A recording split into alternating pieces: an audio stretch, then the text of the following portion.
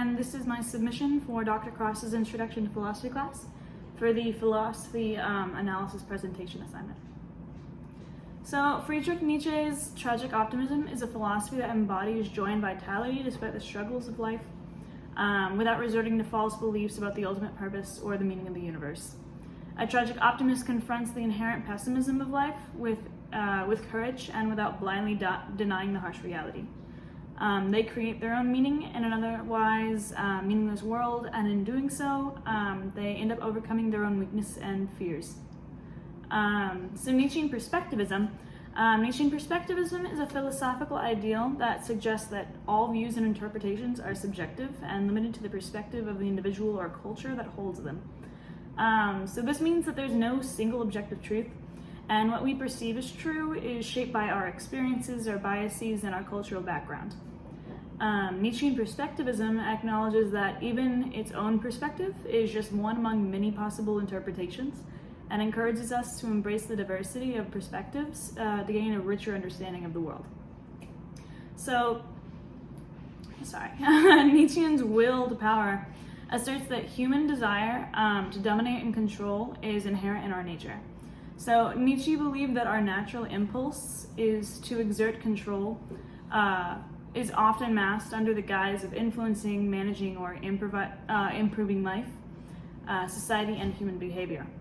So Nietzsche equates the will to truth, or the idea of objective judgment, with the will to power, and he dismisses the idea that anyone can be a disinterested spectator.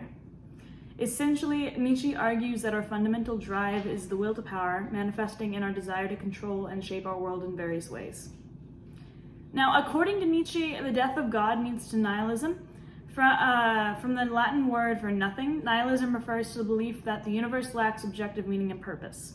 So consequently, moral, social, and political values are creative interpretations, and they reflect their subjective origins.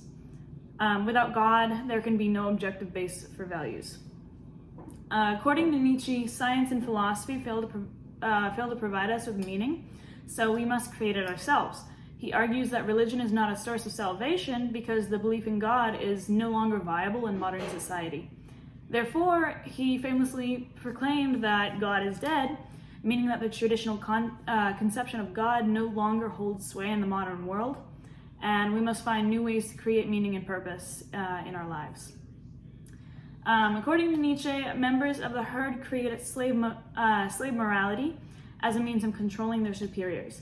They will put a label over someone saying this is bad just to have control, and this value system is based on guilt, fear, and a distortion of the will to power, in which the characteristics of the inferior type are praised as virtues, while those of the superior type are condemned as arrogance.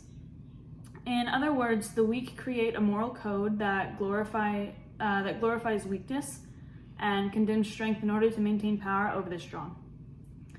Nietzsche's idea of the master morality suggests that the superior individual, the overman, establishes a new system of values based on aesthetic principles. This master morality differs from the slave morality, which relies on external factors for value.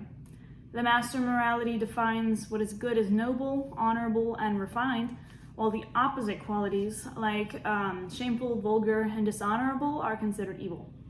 The master morality is a subjective code of honor that emphasizes individualism and personal excellence. Now, lastly, Nietzsche's concept of amor fati is the love of fate, where one accepts and even embraces their specific fate or destiny. By saying yes to life, we can redeem ourselves and find joy in the present moment, instead of constantly wishing things were different. Amor fati means to love everything as it is, without wanting it to be different in any way, including our past, present, and our future. Now, by fully embracing our fate, we can realize that we are part of a larger whole and appreciate the necessity and beauty of everything as it is. Thank you.